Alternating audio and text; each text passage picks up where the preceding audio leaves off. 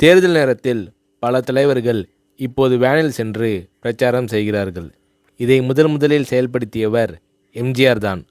1962ஆம் ஆண்டு தேர்தலில்தான் எம்ஜிஆர் வேனில் முறையாக சென்று பிரச்சாரம் செய்தார்.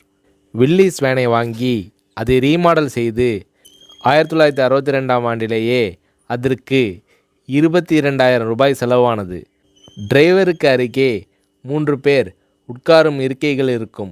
அதை அடுத்து வட்டமாக மரத்தில் ஒரு மேடை அமைக்கப்பட்டிருக்கும். அந்த மரத்திலான மேடை மேல் பெரிய ஸ்டூல் போட்டிருக்கும். அதன் மேல்தான் எம்ஜிஆர் அவர்கள் நின்று கொண்டு பேசுவார்.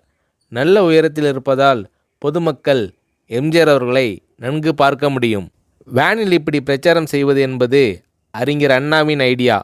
ஒரு உயரத்தில் எம்ஜிஆர் அவர்கள் மக்களுக்கு தெரியும்படி நின்று கொண்டு பேசினால் நல்ல ஆதரவு கிடைக்கும் என்று அண்ணா அவர்கள் உணர்ந்தார்.